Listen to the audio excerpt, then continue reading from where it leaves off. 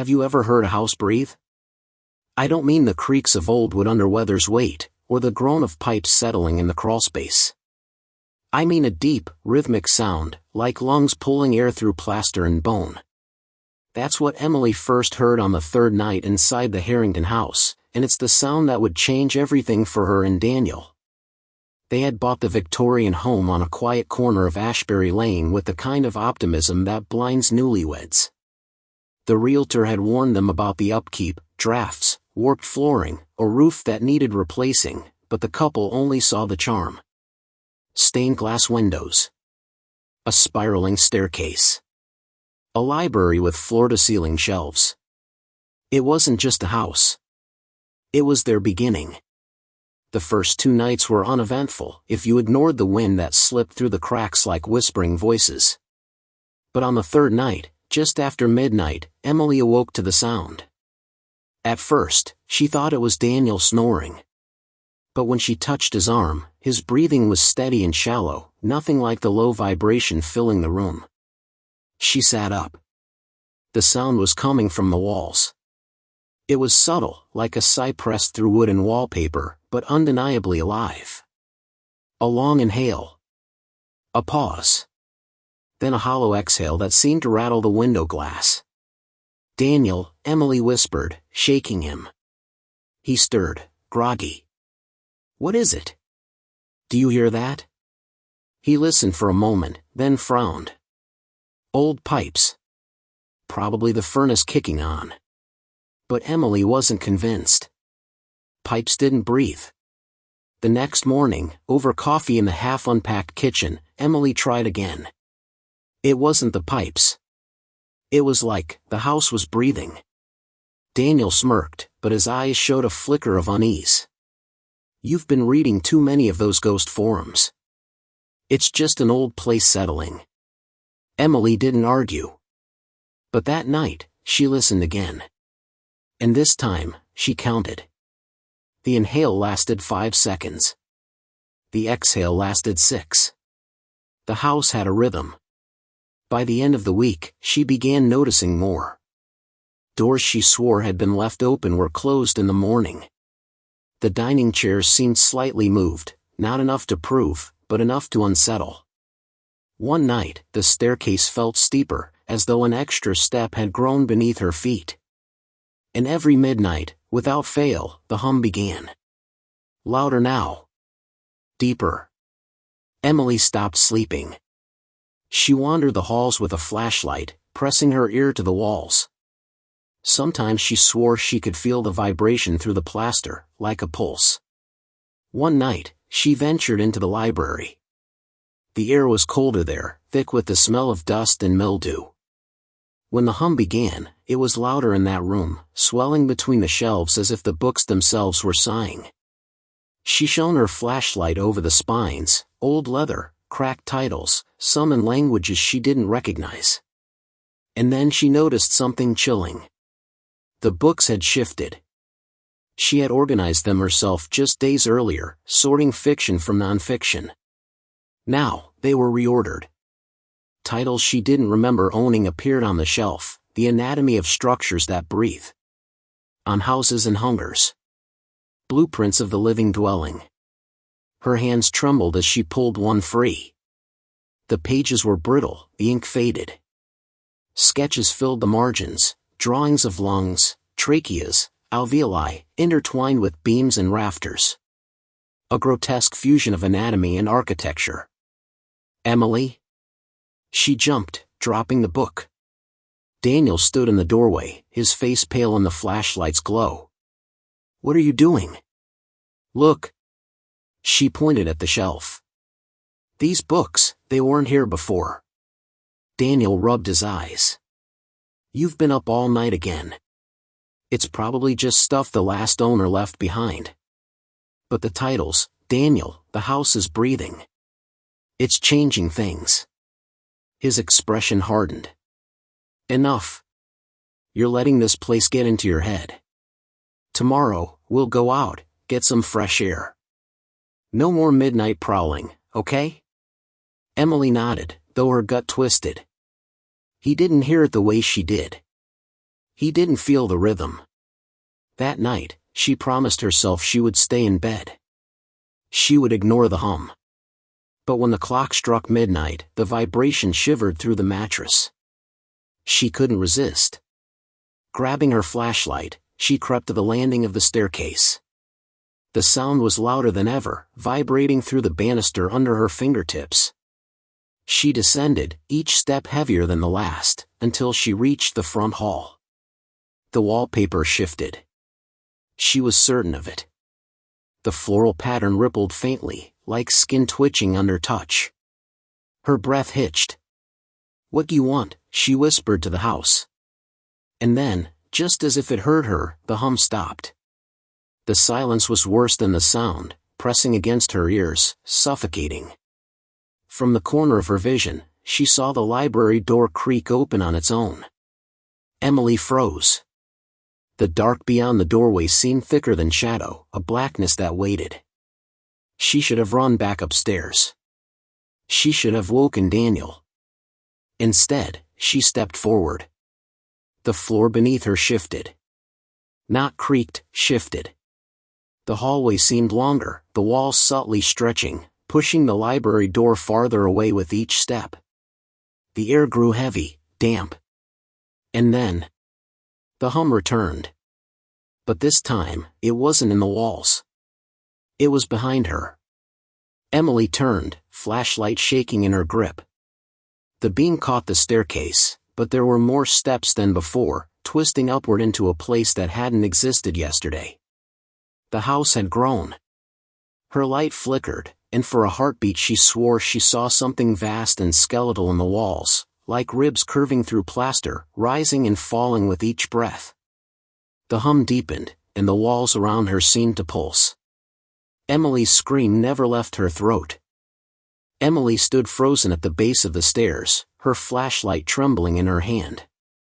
The staircase stretched impossibly high, higher than the house could contain, twisting upward into darkness that felt alive. Each step seemed freshly grown, the wood pale and raw as if it had sprouted from the walls overnight. The hum throbbed around her, sinking into her bones, deep and resonant like the heartbeat of something enormous. "Emily?" Daniel's voice came groggy from upstairs. She startled, nearly dropping the flashlight. His footsteps approached the landing, but when he appeared, his expression changed instantly. He rubbed his eyes once, then again, staring at the staircase that shouldn't exist. "What the hell?" he whispered. For a moment, relief rushed through Emily, he saw it too. She wasn't losing her mind. But Daniel's disbelief quickly hardened into anger, as though refusing to acknowledge what was before him could somehow banish it. "It's a trick of the light," he said, descending a few steps. "The shadows, the wood must have always been this way, and we just didn't notice." "Didn't notice another floor?" Emily hissed, her fear rising. "Daniel, it wasn't there yesterday." He didn't answer. Instead, he reached the bottom and stood beside her, staring upward. The staircase loomed, silent and patient. The hum vibrated once more, and Emily thought she heard something else layered beneath it, a faint wheeze, like a throat clogged with dust. "Let's go back to bed," Daniel muttered. His hand closed firmly around hers. "We'll deal with it in the morning." But Emily couldn't move. Her eyes were fixed on the upper shadows of the staircase. She thought, no, she knew, she saw something shift up there. A silhouette sliding out of sight, as though retreating just beyond the flashlight's reach. She gasped. Daniel pulled her sharply, dragging her back toward the bedroom. When morning came, the staircase was gone. The front hall was exactly as it had been the day they moved in. The familiar banister, the slightly warped steps, the scratched hardwood floors, all ordinary. All wrong. Emily ran her hand along the wall where the staircase had sprouted hours before, but the plaster was smooth, seamless. Daniel refused to discuss it. "Old houses do strange things," he said over his coffee, his tone clipped. "We're both exhausted. Stress makes the mind exaggerate." "Exaggerate?" Emily snapped. Daniel, you saw it. You looked right at it. I saw what I thought I saw, he countered. But in the light of day, it's gone. That means it wasn't real. But Emily knew better. The house was changing itself. That night, she tried to stay awake, curling on the edge of the bed with the flashlight tucked under her pillow. But sometime after midnight, her eyelids grew heavy. The hum pulled her into dreams she didn't want. She saw ribs stretching into hallways, lungs inflating behind wallpaper, doorways flexing like muscle. She woke with her throat raw, as though she'd been screaming. The next morning, the kitchen was different. At first, she couldn't place it. The counters seemed longer. The sink was deeper. A window she swore overlooked the backyard now faced an alley she had never seen. She dropped her coffee mug when she realized the refrigerator stood where the pantry used to be, and the pantry door was gone entirely. Daniel, she whispered. It moved the kitchen. Daniel looked around, frowning. What are you talking about? It looks the same to me. It isn't the same, she insisted. Can't you feel it? The walls, they're closer. His patience snapped. Emily, stop. Please. This house is fine. You're the one who isn't sleeping, who keeps creeping around in the middle of the night, filling your head with nonsense. This has to stop. Her throat tightened. So you think I'm imagining all of this? Daniel hesitated. He wouldn't say yes, but his silence was enough. That evening, Emily wandered the house alone while Daniel buried himself in paperwork at the dining table. She walked each room carefully, tracing her fingers along the walls, memorizing the dimensions. She wanted proof, evidence that when the house shifted again, she could show Daniel it wasn't just in her head. In the library, the strange books remained.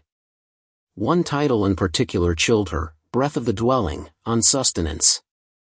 She tried to flip through it, but most of the pages were blank, save for the faint outlines of diagrams, as though the ink had faded away, or been consumed. As the clock neared midnight, the hum began again. This time it was louder, more insistent, as though the house knew she was listening. Emily crept to the hallway and froze. The staircase had returned. But now it wasn't empty. A figure stood halfway up, its back to her. Its shape was human, but its skin seemed too smooth, stretched unnaturally tight over its frame, like a mannequin carved from pale wax. The figure tilted its head slightly, as if sensing her presence, though it made no sound. Emily's breath caught in her throat. She wanted to scream for Daniel, but the hum seemed to choke the sound from her lungs. The figure began to ascend, step by slow step, into the darkness above. Her flashlight flickered again, and for a split second, she thought she saw more, half-formed faces pressing outward from the walls, eyes sealed shut, mouths open in silent cries. The hum deepened, vibrating through her chest, until it felt like her heartbeat wasn't her own anymore, it belonged to the house. And then, from the shadows at the top of the staircase, something else moved. Not a figure. Not even remotely human. Something vast. Emily's flashlight sputtered, the beam thinning into a weak glow, barely enough to illuminate the staircase that should not exist. The figure remained frozen halfway up the steps, its posture too rigid, its skin stretched tight in a way that reminded her of old wallpaper peeling from plaster. She wanted to believe it was an illusion, a trick of her exhausted mind, but the hum's rhythm told her otherwise. The house wasn't just alive, it was watching her through this thing. The figure's head tilted again, further this time, the motion slow and deliberate, as if its neck were made of rope rather than bone. In the silence between breaths, Emily thought she heard a faint sound, the stretching of fabric, the groan of wood under strain, as though the figure's body wasn't flesh at all, but part of the house itself. She backed away. The floor under her feet pulsed, soft for a moment, as though she'd stepped on something not entirely solid. She swallowed a scream and turned her head toward the dining room, where Daniel still sat working under the warm glow of the chandelier. His silhouette was framed against the table, utterly unaware of the shifting horror just beyond the hall. "Daniel," she whispered, her voice breaking. "Please, look." But when she turned back, the staircase was empty. The figure was gone. Only the hum remained, rising and falling in that steady rhythm that now matched her own lungs. She stood trembling until Daniel's voice broke the silence. "Emily?" He was leaning in his chair, frowning at her. "What are you doing?" Her mouth opened, then closed again. How could she explain what she'd seen? How could she make him believe when the evidence slipped away each time he looked? The stairs, she managed finally. There was someone there. Daniel rubbed his temples. "Emily, please. Enough with the stairs, enough with the house breathing, enough with all of it. You're not sleeping. You're scaring yourself." Her chest tightened with frustration. "I saw it, Daniel. I'm not imagining this." But his face had closed off. He rose from the table, muttering something about stress, and disappeared upstairs, leaving her alone in the hum. For hours she stood in the hallway, flashlight dead, staring at where the staircase had been. The wallpaper looked normal again, though she swore she could feel faint warmth radiating from it, like the skin of some great beast slumbering just beneath the surface. She didn't dare go upstairs until dawn's first light broke through the stained glass windows, painting the floor with fractured colors. The next day, Emily avoided the subject. Daniel moved through the morning in tense silence, pretending nothing had happened. He kissed her on the forehead before leaving for work, his lips cool against her skin, and she watched him drive off with a growing ache in her stomach. She wanted to follow him, to escape the walls pressing in around her, but something held her back. It was the library. All morning, she felt its pull like a current tugging at her ribs. She tried to busy herself with unpacking, scrubbing the bathroom tiles, even baking bread, but every time she passed the library door, she swore she heard something faint, a whispering rustle, like pages turning themselves. By noon, she gave in. The library was colder than the rest of the house. Lights slanted across the floor in sharp angles, illuminating dust motes that swirled like ash. The bookshelves loomed taller than she remembered, sagging with volumes whose titles shifted when she tried to read them. She reached for one, the same book she had touched before, Breath of the Dwelling, on sustenance. This time, the pages weren't blank. Words sprawled across them in a jagged hand, ink so fresh it seemed to glisten. She ran her finger along the margin and came away with a faint smudge. The diagrams were worse, sketches of human silhouettes pressed into walls, their limbs merging with beams and pipes, their mouths stretched wide as if inhaling. Beneath one drawing was a line of text. "The house feeds when the lungs of its keepers weaken." Her stomach twisted. The words shifted as she read them, letters curling and reforming into another phrase. "The keeper is you." Emily slammed the book shut and stumbled back, her breath ragged. The hum began then, though it was hours before midnight. The walls shivered, plaster groaning as though something inside was shifting against its cage. She fled the library, slamming the door behind her. But the hum followed. It wasn't just in the walls anymore, it was in the floor, the ceiling, even in her own chest. With every inhale, she felt the house expand. With every exhale, it contracted. They were breathing together. When Daniel returned that evening, Emily tried to tell him. She showed him the book, but when he opened it, the pages were blank again. She led him to the library, but the shelves looked ordinary, dusty, and untouched. "Emily, listen to yourself," he said, his tone softer now, almost pleading. "You're letting this place drive you mad. There's nothing here. Nothing." But as he turned away, Emily caught a flicker of something on his face. A twitch of unease. The way his eyes lingered on the ceiling for just a moment too long, as though he heard it too but refused to admit it. That night, Emily lay awake, staring at the ceiling while Daniel slept beside her. The hum grew louder with each passing hour, no longer subtle but insistent, like a chant in the dark. She pressed her hands over her ears, but it didn't help, the sound was inside her now. At 2:17 a.m., she sat up suddenly, heart hammering. The house wasn't just breathing. It was whispering. She couldn't make out the words, only a low chorus, dozens of voices rising and falling with each inhale and exhale. She clutched Daniel's shoulder, shaking him awake. "Do you hear it? Please tell me you hear it." Daniel sat up, his face pale in the moonlight. He opened his mouth to answer. And the wall behind him shifted. Emily gasped as the plaster rippled like water, bulging outward. A faint outline pressed against it from the other side.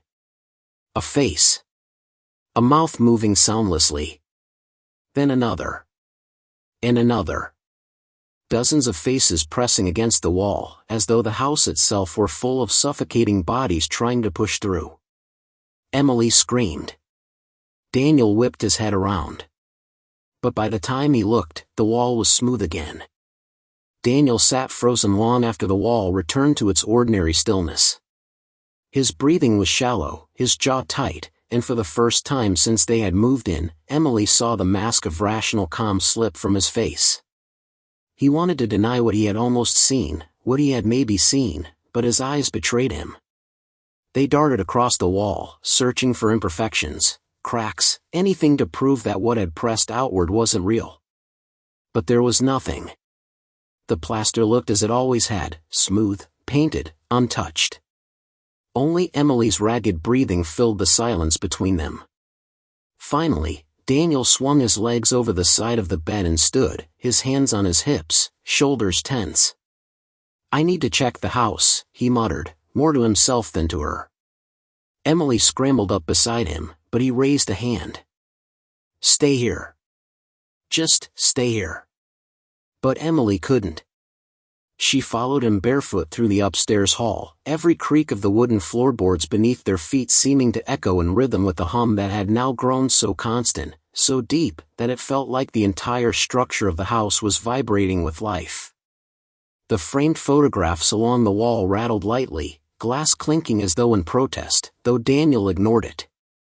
He moved methodically, checking doors, touching the walls with his palms, muttering reassurances that sounded brittle even to himself. They reached the end of the hall, where their bedroom, the guest room, and the upstairs bathroom should have been the only doors. But tonight, there was another. Emily stopped first. The hallway was longer than it had ever been, stretching into shadow, and there on the left side, where there had been nothing but blank wall yesterday, stood a door. It was taller than the others, its frame crooked as though it had been forced into place, and the wood was darker, almost blackened, with a handle of tarnished brass. Daniel went rigid. His denial cracked instantly, his breathing loud in the silence. This wasn't here," he whispered. Emily's throat was dry. "You see it too," she said, and her voice was trembling, half relief and half terror. The hum shifted, deepening, as if pleased. For a long time, neither of them moved. Then Daniel reached for the knob. Emily grabbed his wrist. "Don't," she pleaded. "Please, don't." His eyes met hers, torn between fear and stubborn defiance. He wanted to prove something, prove that he was still in control, prove that this was just some trick of their perception. But when his fingers brushed the knob, the metal was warm, almost hot, as if someone had been clutching it from the other side. He recoiled instinctively, his face paling. The hum surged, pressing against their skulls like a second heartbeat. And then, with an awful groan, the door swung open on its own. Inside was a room neither of them had ever seen. It was small, claustrophobic, its walls lined with faded floral wallpaper that peeled in curling strips. But what caught their attention wasn't the decay, it was the furniture. A crib sat in the middle of the room, rocking gently though no one touched it. A mobile of paper stars spun lazily above it, though the air was still. and against the far wall stood a dresser, on top of which rested a collection of old photographs. Emily stepped closer, against every instinct screaming at her to run. Her breath hitched when she saw the images. They were of her childhood photos she recognized instantly: birthdays, school plays, Christmas mornings. Yet in each picture, something was wrong. Her parents' faces were blurred, smudged out by streaks of shadow. Friends and relatives she remembered standing beside her were gone entirely, leaving empty spaces where bodies should have been. And in the most recent photo, one she didn't remember ever being taken, was herself as she looked now, standing in the very room she was in, staring at the crib. She staggered back, nearly tripping over the rocking crib. The hum rose to a roar inside her skull, filling her bones, her lungs, her very teeth. Daniel, pale and shaking, slammed the door shut. The moment it clicked, the hum dulled again, settling into its rhythmic breathing. They stood panting in the hallway, clinging to each other, the taste of iron thick in their mouths. Emily, Daniel's voice was hollow. What the hell is happening in this house? But she had no answer. Only a single thought pounded through her mind, louder than the hum. The house wasn't just alive. It was hungry. Sleep was impossible after that. Emily and Daniel sat in their bedroom with the lamps burning, both of them refusing to close their eyes even as dawn began to brighten the edges of the curtains. The hum persisted, softer now but steady, like the house had settled back into a calm, patient breathing, satisfied, perhaps, that it had shown them a glimpse of its true self. Neither spoke much during those hours, because there were no words left to explain what they had seen. The new door. The photographs. The crib rocking by itself. Reality no longer obeyed the rules inside this place, and to acknowledge it aloud was to admit that they were no longer in control of their lives. By the time the sun had fully risen, Daniel made a decision. He stood abruptly, running a hand through his disheveled hair, and announced, "We're leaving. Today. Right now." His voice carried the brittle edge of desperation. Emily didn't argue. She only nodded, relief flooding her features at the idea of escaping. She had clung all night to the hope that he would say those words. They hurried through the house, packing bags in silence, stuffing only what was necessary into suitcases. Every sound, the zip of a bag, the click of a buckle, was magnified by the emptiness around them, the way the house seemed to listen. The humming was fainter in daylight, but still present, vibrating in the walls like a warning, "You won't get far." When Daniel opened the front door, Emily felt a rush of cool air against her face and nearly sobbed with relief. The morning outside was clear, ordinary, and achingly normal compared to the distorted world inside. She stepped onto the porch, suitcase in hand, and for the first time since moving in, she felt a flicker of safety. But the moment they reached the end of the walkway, something shifted. The air grew heavier, warmer, like stepping into a greenhouse.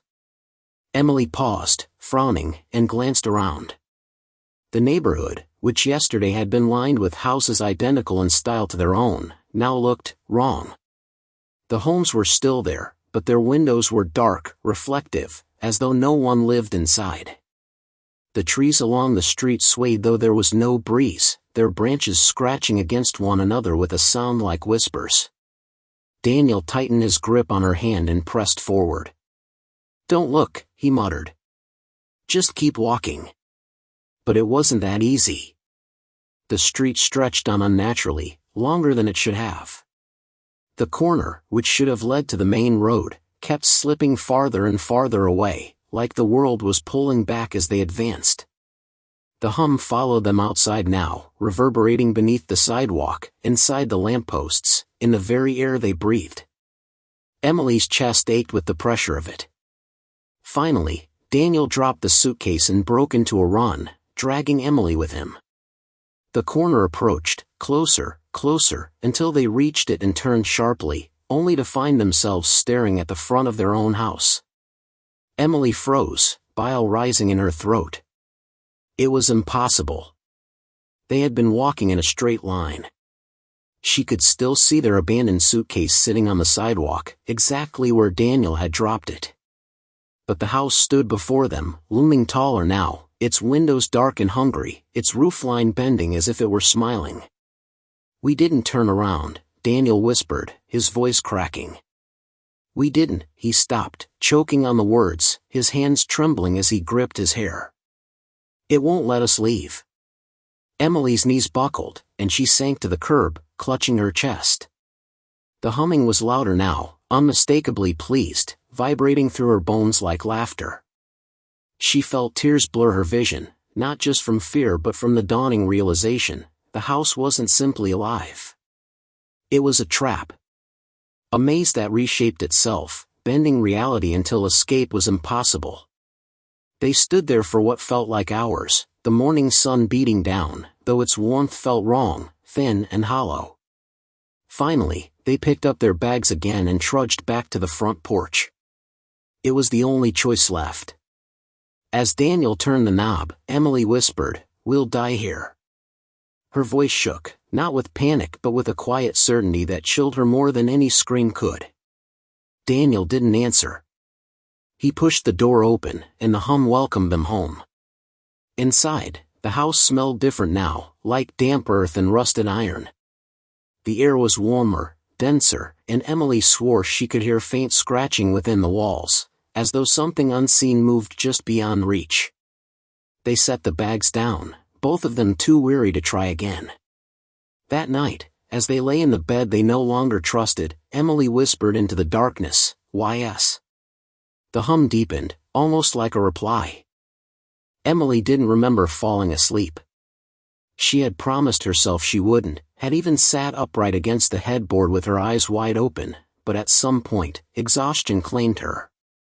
When her eyes opened again, she wasn't in the bed. She wasn't even sure she was in the same house. The dream, if it was a dream, placed her in a long corridor lit by gas lamps that flickered with weak, yellow flames. The walls weren't painted plaster but raw wood, wet and warped, as if the entire house had been built from soaked timber pulled out of a swamp. The floor creaked with every step, though she was barefoot, her skin damp against the boards. And through it all, the hum was there, only this time it wasn't faceless. It carried voices, dozens of them, all layered and whispering in words she almost recognized. She followed the corridor, each lamp sputtering to life only when she approached, leaving the path behind her swallowed in blackness. Ahead, she saw doors, too many doors, stacked along both sides, some tall and narrow, others short and wide, none of them consistent. Some were open a crack, and from within she could hear sounds, weeping, scratching, a faint lullaby sung by a broken voice. Her hand hovered over one door's brass knob, its surface so warm it burned. Against every instinct, she opened it. The room inside was small, crowded with furniture, as if the space had shrunk while the objects inside had remained the same. A rocking chair sat by the window, moving gently back and forth, and in it sat a woman. At least, what was left of one. Her hair was brittle and white, her skin gray, but her eyes glowed faintly, like embers refusing to die. She cradled something in her lap that Emily couldn't see, shushing it softly. When the woman finally turned her head, the sound that came from her mouth was not a voice but the house's hum, pouring out of her throat as if her lungs were the instrument that sustained it. Emily stumbled backward, heart pounding, and slammed the door shut. The hum outside in the corridor deepened, swelling like a heartbeat that had been startled awake. She tried another door. This time, a boy no older than 10 sat cross-legged on the floor, drawing with chalk on the wooden boards. His face was pale and expressionless, his eyes two black wells.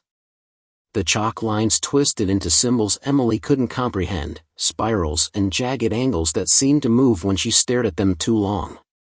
The boy looked up, met her gaze, and whispered a single word, "Hungry," before dissolving into a smear of shadow that seeped into the cracks of the floor. Emily screamed and ran, bolting down the corridor, the doors rattling on either side of her as though things inside were desperate to get out.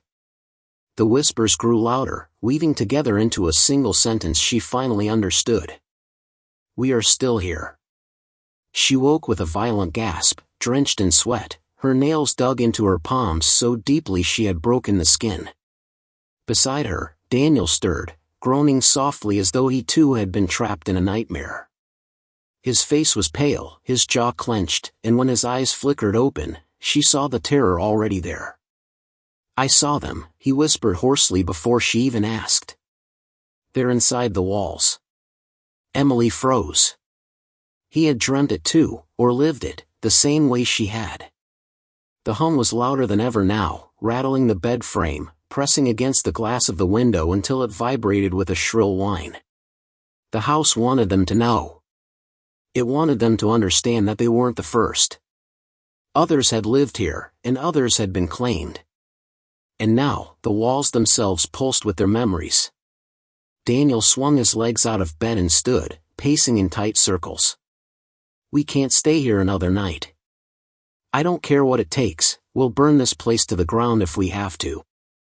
Emily wanted to agree. God, she wanted nothing more than to tear the house apart brick by brick. But deep down, a part of her already knew, the house wouldn't burn. The fire would only feed it.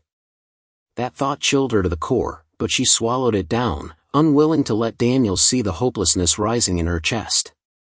Instead, she whispered, "Then let's try again tomorrow. We'll find another way out." The hum lowered, like the house was laughing at them. And somewhere within the walls, just behind the plaster, something scratched faintly, as if dozens of fingernails were clawing to be heard. Daniel didn't wait for daylight this time. His patience, his fragile rationality, had snapped.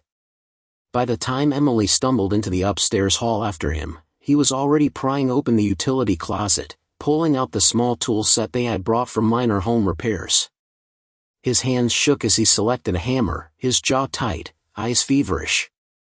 "I'm not letting this thing keep us trapped," he muttered, more to himself than to her.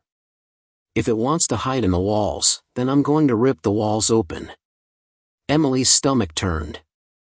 She wanted to stop him, to beg him not to provoke the house further, but the memory of her dream, the woman with ember eyes, the boy whispering hungry, clamped her throat shut. Perhaps Daniel was right. Perhaps the only way to fight was to confront whatever lived inside.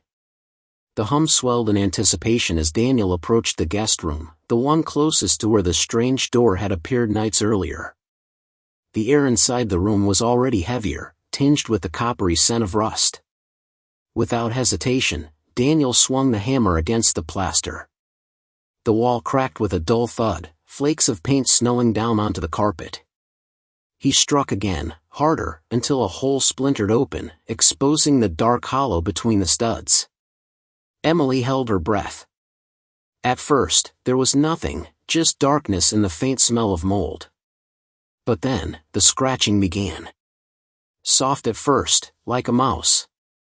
Then louder. Closer. Dozens of tiny claws raked against wood, plaster, bone. Daniel's face twisted with a mixture of triumph and dread as he struck again, widening the hole. Something moved inside. From the shadowed cavity, pale shapes wriggled into view. Fingers. Dozens of them. But they weren't attached to hands. They grew like roots, writhing tendrils tipped with knuckles, pushing forward through the opening Daniel had made.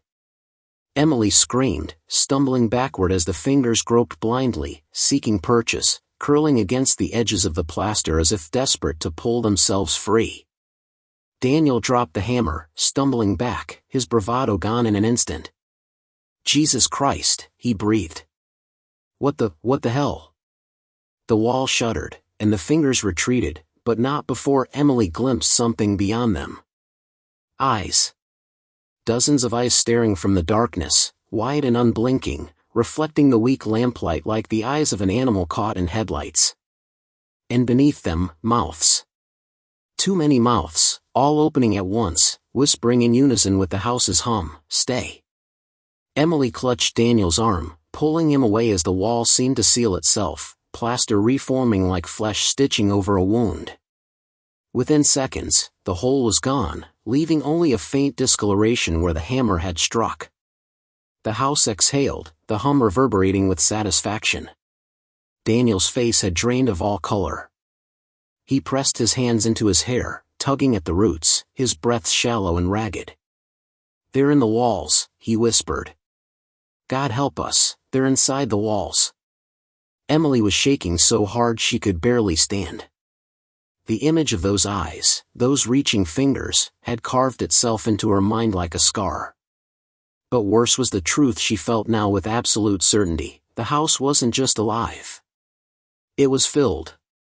Packed with whatever had lived here before them, absorbed into its structure, still conscious, still desperate. The house wasn't feeding on them, it was storing them. That night, neither dared to sleep. They sat together in the living room, every light burning, listening as the walls whispered. Sometimes they swore they could hear words, pleas, bargains, sobbing. Sometimes, faint knocks tapped from inside the plaster, like neighbors trying to get attention through shared walls. Around midnight, the humming shifted again. It grew lighter, quicker, no longer the slow rhythm of breath but the pounding of a heartbeat. The house was excited. Expectant. And then, the photographs changed. Emily noticed first. The framed wedding picture on the mantel, one she had carried lovingly from their old apartment, was wrong. She stood smiling in her dress, bouquet in hand, but Daniel wasn't there beside her anymore. The space where he had stood was empty, only a faint distortion left in the background, like a smudge on the film. She gasped, lifting the frame with trembling hands. "Daniel," she whispered. "Look." When he saw it, his face crumpled. He snatched up another frame, one of their engagement party. Again, Emily was smiling, laughing, surrounded by friends, but Daniel was gone. Each photograph they checked told the same story. He was vanishing from them, erased piece by piece, as though the house had already claimed him. The hum quickened, mocking their horror. Daniel staggered back, pressing a hand to his chest. "It's not just trapping us," he said. His voice cracked, low and trembling. "It's erasing us. One by one." Emily clutched his arm so tightly her nails dug into his skin. "Then we have to fight back. Whatever it takes, we have to fight." The walls answered with a long, shuddering groan, as if the house were laughing at their resolve. Daniel had always been the steady one. The rational one. The man who could walk into any storm with unshaken calm. But now, as he sat slumped in the corner of the living room, face pale and damp with sweat, Emily saw something slipping from him, something vital. His eyes had lost their sharp focus. He blinked too often, as though struggling to clear a fog that only he could see. "Emily," he said at last, his voice thin, uncertain. When did we get married?" The question stabbed her like ice. She laughed nervously at first, shaking her head. "What are you talking about? You know when. You were there." But his expression was earnest, pained. His brow furrowed as he pressed the heels of his palms into his temples. I can't see it. I remember the ring. I remember asking you. But the wedding, it's gone. Like it never happened." His voice cracked. "Emily, I'm losing pieces." She knelt in front of him, clutching his face between her trembling hands. His skin was hot, feverish, but his eyes met hers with desperate fear. "Listen to me," she whispered. "It happened. We were there. I have the pictures." But even as the words left her lips, the images flashed in her mind, the wedding photographs, stripped of him, leaving only her standing alone. The house was rewriting their history. Daniel sagged against her shoulder, shuddering. "I don't want to disappear." The hum answered him. Low. Patient. Mocking. For the rest of that day, Emily refused to let him out of her sight. She followed him from room to room, her stomach twisting tighter each time he hesitated at something familiar. He forgot where they had kept the kitchen knives. he forgot the color of the couch they'd chosen together. Once, when she said his name, he didn't respond until the third call, blinking at her like she was a stranger. And all the while, the house shifted subtly around them. The hallways seemed to grow longer again, the windows reflecting not the daylight but distorted shadows, as if another world pressed just beyond the glass. Rooms appeared slightly rearranged, chairs angled differently, doors moved half an inch from where they had been. It was as though the house was preparing itself, stretching to accommodate something inevitable. By nightfall, Daniel was worse. He sat on the edge of their bed, staring at his hands as if he didn't recognize them. When Emily tried to speak, he interrupted, his voice hollow. "I dreamed of a room," he said. "Not last night, tonight. Just now. Even though I was awake." Emily swallowed, dread clawing up her throat. "What room?" His gaze lifted to hers, glassy and distant. It was white. Empty. No windows. No doors. Just me, and the sound of breathing. My own, but slower. Like it was being pulled out of me. Like something was learning how to use my lungs. Emily's stomach lurched. She touched his shoulder, desperate to ground him, but he flinched as if her hand had burned him. His eyes sharpened with sudden clarity. "We have to get out tonight," he said fiercely. "If I sleep here again, I won't wake up." Her heart pounded. She wanted to believe escape was possible, but hadn't they already tried? Hadn't the streets bent back on themselves, trapping them? Yet looking at him, seeing how thin the thread of his memory had become, she knew he was right. If they stayed, the house would finish its work. They packed again. Not clothes, not keepsakes. Just flashlights, a few bottles of water, and whatever scraps of food they could carry. Emily didn't even bother with shoes. They moved fast, unwilling to give the house time to shift its corridors again. At the front door, Emily grabbed the knob and hesitated, her heart hammering in her throat. Behind them, the hum deepened, filling the house like a living heartbeat. It knew. It was waiting. Daniel pressed his hand over hers and twisted the knob. The door opened. Cool air rushed in, sharp and almost sweet compared to the stale heaviness inside. Emily almost cried from the relief of it. They stepped out together, clinging to one another, their flashlights cutting through the darkness as they hurried down the walk. But the street was not their street. Where there should have been houses, lampposts, trees, there was only blackness. Not night sky, not forest, not emptiness, but blackness, pure and absolute, pressing in at the edges of the narrow path that stretched endlessly forward. Their house loomed behind them, a lone shape suspended in that void, its windows glowing faintly like watchful eyes. Daniel's hand tightened around Emily's. "Don't look back," he whispered. So they didn't.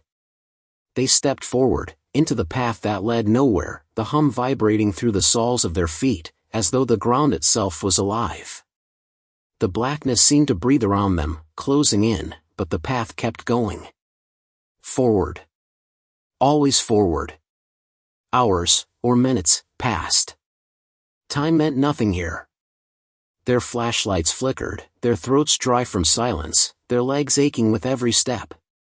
And then Daniel faltered. His hand slipped from hers. Emily spun, flashlight beam sweeping wildly. He was still there, behind her, but something was wrong. His outline was blurred, like heat rising from pavement. His features shifted, flickering between clarity and nothingness, his edges dissolving into the dark. "Daniel," she screamed, reaching for him.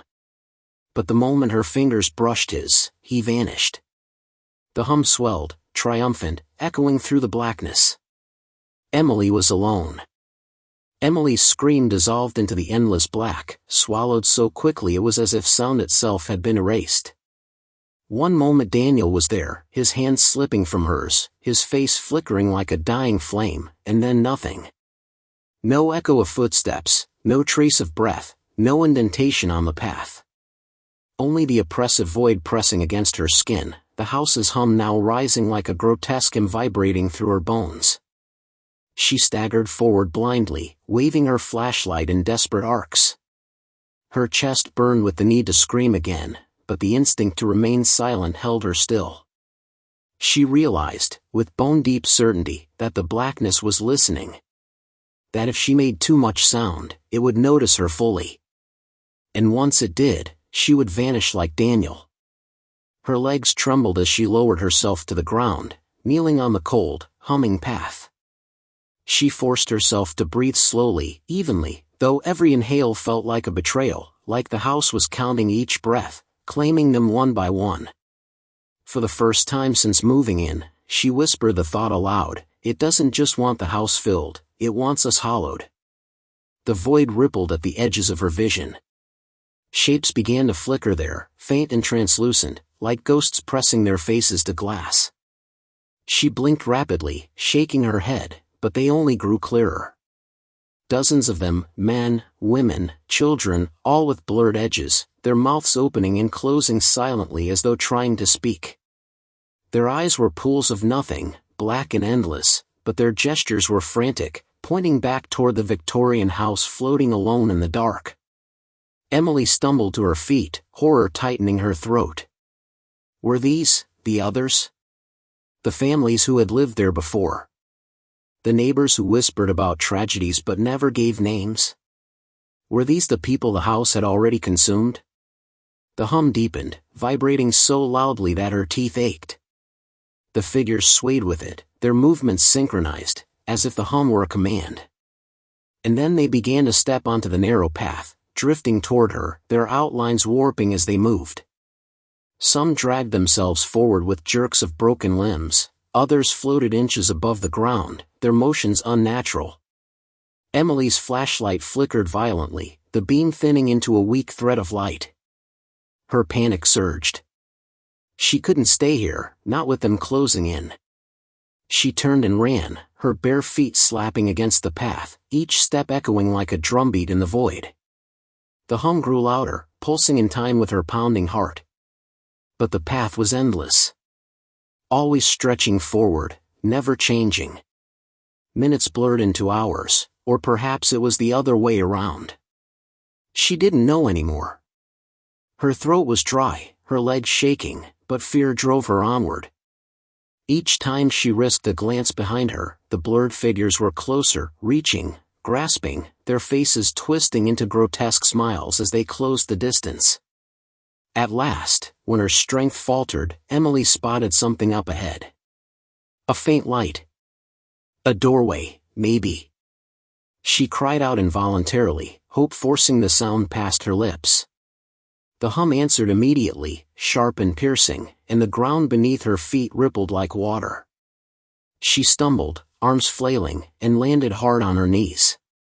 The light ahead wavered. It wasn't a door. It was a window. Emily crawled toward it, her hands scraping against the humming surface. As she drew closer, she realized it wasn't a window to outside, it was a window into the house. The living room, exactly as she had left it. The couch. The photographs on the wall. Her coat draped over a chair. Time inside moved normally, the clock ticking softly on the mantel. And there, standing in the center of the room, was Daniel. Her heart lurched into her throat. He looked whole. Real. Alive. His back was to her, but his posture was familiar, steady. She pressed her palm to the glass, tears streaming down her face. Daniel. Daniel, it's me. Slowly, he turned. But his face was wrong. It was Daniel's body, Daniel's eyes, Daniel's smile, but behind that expression was something else, something patient and ancient. The way he moved wasn't human. Each step he took toward the window was too deliberate, too smooth, like a puppet operated by invisible strings. When he reached the window, he placed his palm against hers. His skin was ice cold even through the glass. His mouth moved, forming words she couldn't hear. She leaned in closer, desperate, straining to read his lips. Stay. The word froze her blood. His eyes darkened, pupils widening until they swallowed the whites, his smile stretching unnaturally wide. Behind him, the walls of the living room shivered, bulging outward as though the house itself was breathing harder, hungrier. The photographs on the walls shifted, faces disappearing one by one until only Emily's remained, her alone, staring out of every frame. The hum surged, deafening now, and the ground beneath her collapsed. Emily screamed as she was dragged down, swallowed whole by the dark. And when she opened her eyes again, she was standing in the living room.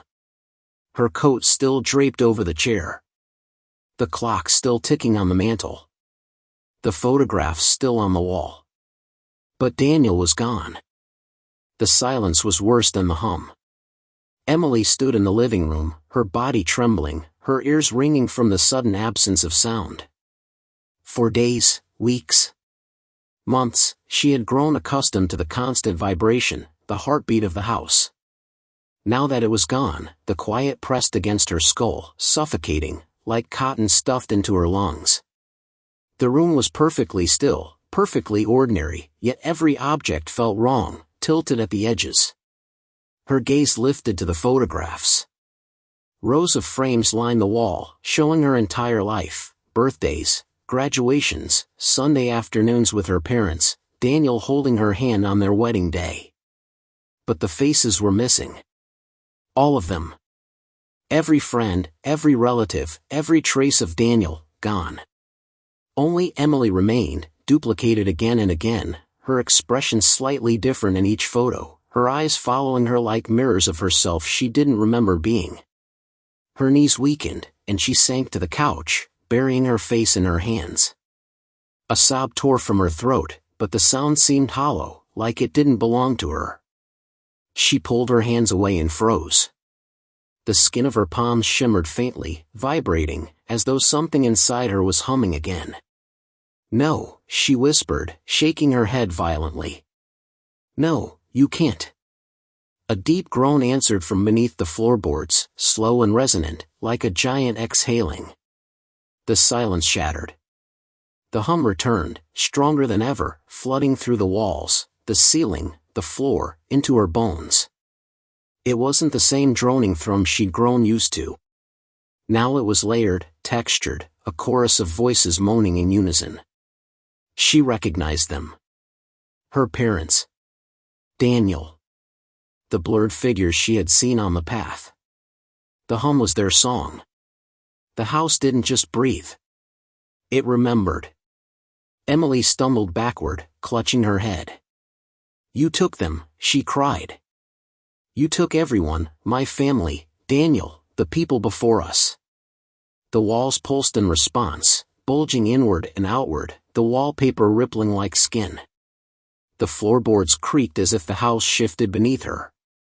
The photographs rattled in their frames until several tumbled to the carpet. When she bent to grab one, her breath caught in her throat. It was her, standing in the living room, wearing the exact clothes she wore now. The background was warped, the walls leaning closer around her, and behind her stood the shadow of a man with no face. His hand rested on her shoulder. She flung the picture aside, her pulse spiking, and ran for the front door. The knob was ice cold, vibrating under her palm. She yanked with all her strength, but the door didn't budge. The hum deepened, mocking her efforts. She slammed her fists against it, screaming for Daniel, for anyone, until her voice cracked. The air thickened, heavy with pressure. Her lungs ached. The house wasn't going to let her leave. Emily turned, pressing her back to the sealed door, her chest heaving. The living room was no longer her own. The ceiling sagged like lungs drawing a breath. The windows flickered with scenes of impossible places, the endless void, the blurred figures swaying, Daniel's hollow smile. Every exit shifted into a wall, every path curved back into itself. The house was folding in on her, making her part of it. Her eyes darted to the staircase. Maybe the attic, the place where she had first heard the hum, maybe that was the heart of it. Maybe if she reached it, she could make it stop. Driven by a desperate hope she didn't believe, she ran up the stairs. Her legs burned, her body heavy, but she forced herself higher, each step reverberating with the hum. The air grew colder, sharper, and shadows spilled across the walls like ink. The attic door stood open at the top, beckoning her. She stepped inside. The attic was alive. The beams swelled and contracted, wood bending unnaturally as if the house itself was breathing through its bones. The floor thrummed under her feet. At the center of the room was an old trunk, identical to the one she had seen before. This time, the lid was already ajar, a faint light spilling out. Emily approached slowly, her skin prickling with dread. She leaned over the trunk, peering inside. It wasn't empty. Inside were hundreds of photographs, stacked in neat piles, each one showing her. In some, she was a child. In others, a teenager. A bride. A widow. An old woman. Thousands of Emilys, spanning lifetimes she hadn't lived, lifetimes she hadn't even imagined. Her breath came shallow as she flipped through them, until she found one that made her freeze. It was her, standing in the attic, holding a photograph. The exact photograph she held now. Her hand trembled, and the photo slipped from her grip, fluttering into the trunk. The light inside flared, blinding her. She stumbled backward, shielding her eyes. When the glare dimmed, she lowered her arm and saw herself. Not a reflection. Not a photograph. Herself, standing across the attic, identical in every detail, down to the cut on her palm from the night before. The other Emily smiled faintly, her lips moving in time with the hum. "You've always been here," the double whispered. "The house keeps what it loves." The attic groaned, the walls buckling inward. The hum rose into a fever pitch, swallowing her scream. And then Emily was gone. The house sighed, its song softening into a steady, contented rhythm. Downstairs, the photographs on the wall shifted again. Every frame now showed two women, two Emilys, standing together in the house, smiling as if they had always belonged. The hum settled into silence. The house waited.